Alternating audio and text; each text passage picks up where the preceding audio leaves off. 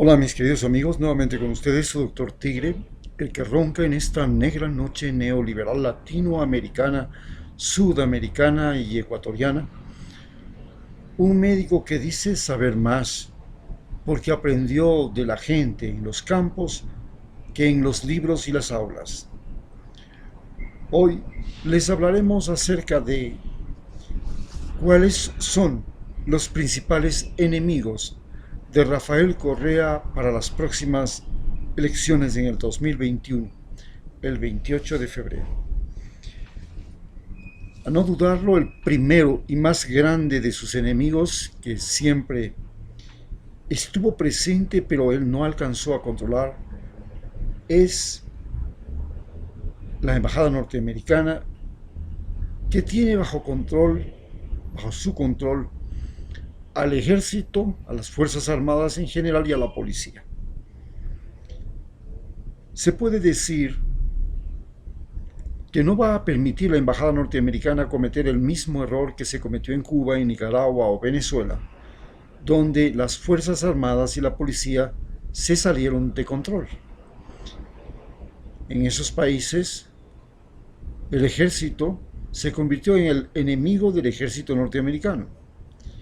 Para evitar eso, el ejército norteamericano tiene infiltrado dentro del ejército ecuatoriano oficiales formados en la Escuela Sudamericana de Defensa en Filadelfia, que ahora son ministros, como el ministro de Defensa Osvaldo Jarrín, o los comandantes en jefes de la Fuerza Aérea, la Fuerza Terrestre y la Fuerza Naval. Asimismo, la embajada norteamericana sabe que es muy importante tener el control de la policía, que siempre lo tuvo, especialmente en la época de el Plan Colombia, cuando León Febres Cordero gobernaba este país y habían desaparecidos como los hermanos Restrepo y gente a la que se le había secuestrado, se le había hecho desaparecer, entre los cuales estuve yo, aunque fueron solo por horas, pero se me acusó de ser Alfaro Vive, algo que no es cierto, y por ser un médico que había trabajado con la organización campesina Muisne Esmeraldas, la primera y más grande organización campesina de la costa, y haber sido en ella el médico que les enseñó a los promotores de salud. Esta organización campesina, dirigida por dos padres de la teología de la liberación, Graciano y Julián, ahora Graciano dirige el MCCH, comercializando como hermanos desde la Quito Sur, en Quito, una organización de comercio justo que se ha expandido no solo por Ecuador, sino por América Latina. Hoy, en aquellos días, entonces, la represión armada fue dirigida y orquestada directamente por Kissinger, la CIA, y se aplicó en Ecuador. Se trataba de hacer desaparecer a todas las personas y organizaciones que tuvieran en su punta de la lengua la palabra comunismo o socialismo. En el caso de la organización Ocame, fue una organización campesina que junto con Jaime Roldós respaldaron la revolución sandinista. Recordemos que Jaime Roldós respaldó la revolución sandinista enviando médicos y estudiantes de medicina del último año de las facultades para ayudar al pueblo nicaragüense. Bien, así pues, la embajada norteamericana tuvo el control de la policía ecuatoriana a tal punto que las computadoras de la policía, donde se registraban los delincuentes, los sospechosos, los investigados, eran computadoras de la embajada norteamericana, que cuando llegó Rafael Correa y pretendió incautarlas, los oficiales de la policía hicieron desaparecer esas computadoras porque, por supuesto, tenían denuncias y pruebas sobre lo que fue la represión en los años 80 en el Plan Colombia, que implicaba muy seriamente a la embajada norteamericana. Así queda muy claro y muy bien entendido que nuestra policía en este momento, que está teniendo oficiales y policías directamente instruidos por la DEA para la denominada guerra contra el narcotráfico, en la que estamos involucrados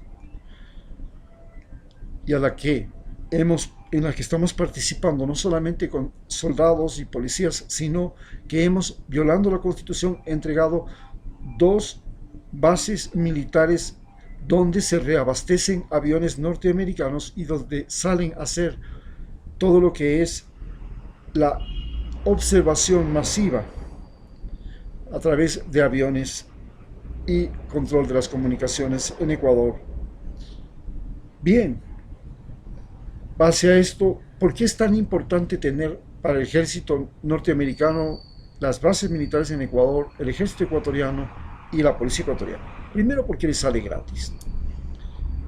Tener el ejército ecuatoriano alimentado, uniformado, equipado, hasta les ha regalado Lenín Moreno $100 millones el último 27 de febrero como premio por haberle respaldado y no permitir que los indígenas lo derroquen. En otras palabras, como premio por haber asesinado a 11 personas, a fin de evitar que él sea destituido. Esta embajada y el ejército y la policía ecuatoriana son especialmente los ex oficiales que inclusive participaron en el Consejo Interino de Participación Ciudadana para entregarle todos los poderes a Lenín Moreno, constituyen el principal enemigo de Rafael Correa ante las próximas elecciones.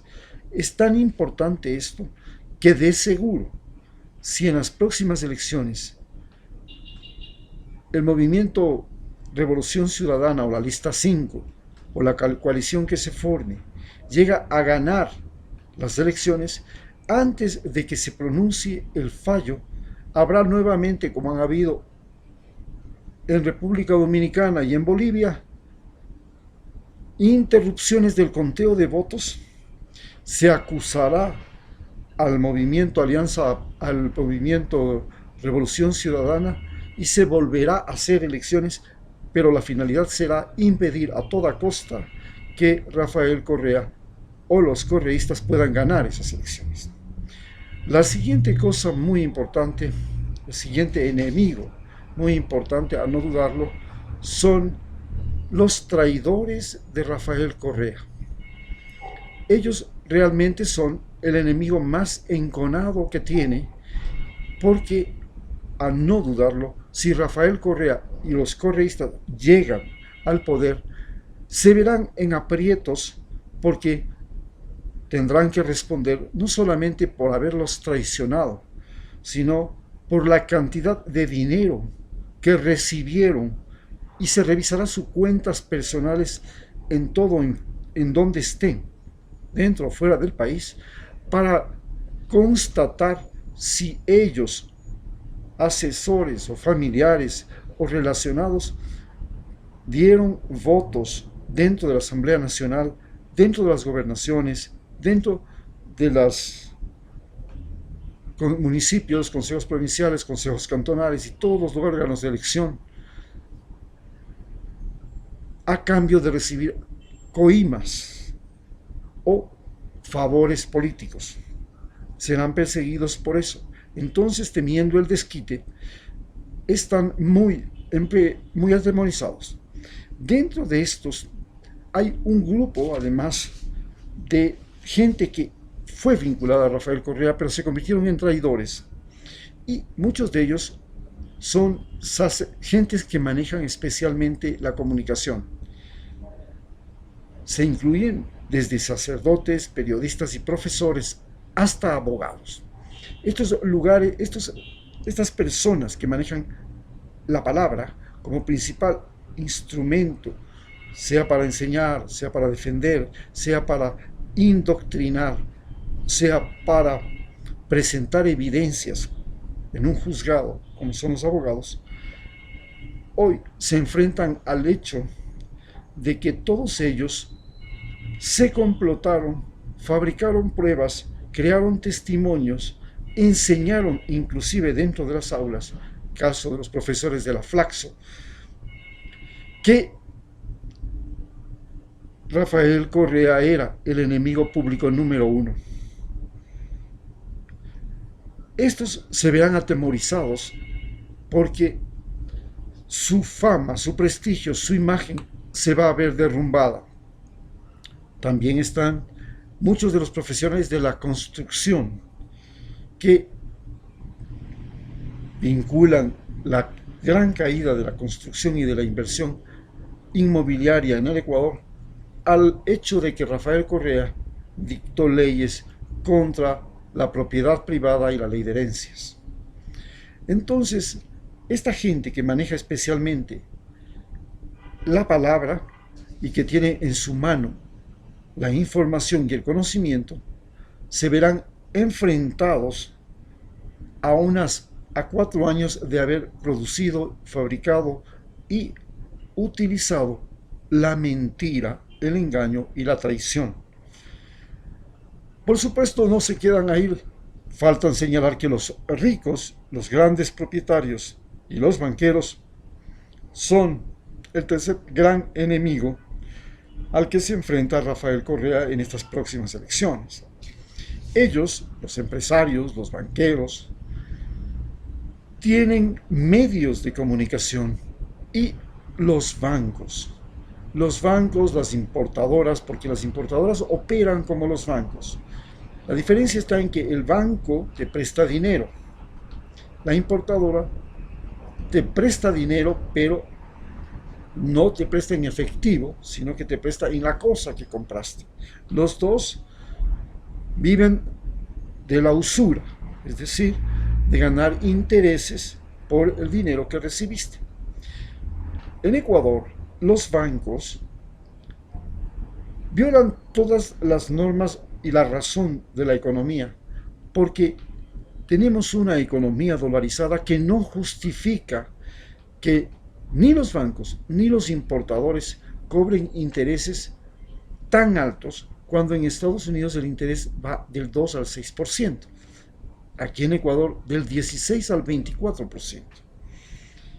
Las tarjetas de crédito, los importadores, no solamente que te cobran eso, te cobran además, si no estás a tiempo en el pago, una multa, y si no has podido pagar ni la cuota ni la multa, vienen los gastos judiciales. Te cobran lo que les da la gana por recuperar su dinero y lo denominan gastos judiciales. Esta se llama sobreexplotación de las personas. Recordemos además que los bancos inclusive se dieron el lujo, con el consentimiento inicial de Lenín Moreno y ante el reclamo popular que desistió, de que arbitrariamente, sin autorización de las personas que tenían dinero en los bancos, comenzaron a cobrar por seguros. Y estos seguros significaron una gran estafa y un gran robo al pueblo ecuatoriano, que solamente cada día le representaba a la banca en general casi $500,000 diarios de utilidades. El ver la posibilidad de que la propiedad privada, que es la principal razón de ser de los bancos, es decir, los bancos sobreviven a que existen personas que tienen propiedades privadas que pueden hipotecar, y las personas que tienen propiedades privadas no les sirven si esas propiedades, por ejemplo, están en áreas protegidas, porque no las pueden vender, no las pueden utilizar como garantías bancarias. Entonces, las propiedades solo valen cuando el banco te puede aceptar como hipoteca, como garantía. Si no te puede aceptar el banco como garantía, tu propiedad no te sirve para nada. Entonces, esta es la relación entre los grandes propietarios y los banqueros. Por eso los bancos grandes propietarios y los banqueros se fueron directamente contra la ley de herencias y la ley de plusvalía de los terrenos, que impedía que las gentes salieran a comprar terrenos donde el gobierno de Rafael Correa había hecho carreteras.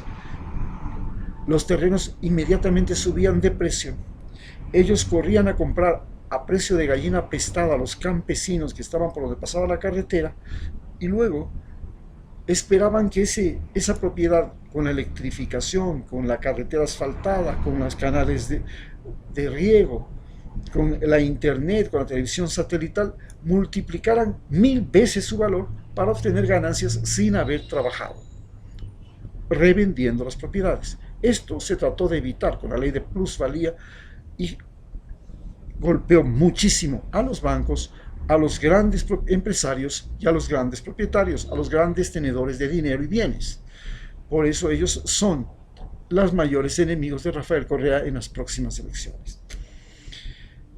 Así pues, teniendo clara la imagen, sabemos a qué nos atenemos y cuándo debe y cómo los ecuatorianos tenemos que reconocer quiénes son los enemigos de Rafael Correa, que al mismo tiempo se han convertido en enemigos de las grandes masas, porque las grandes masas hoy se encuentran endeudadas con el Fondo Monetario Internacional, quien les ha prestado dinero a Lenín Moreno y a los grandes empresarios y a los grandes tenedores de propiedades, que nosotros tenemos que pagar durante las próximas generaciones, con el pretexto de nivelación del gasto fiscal.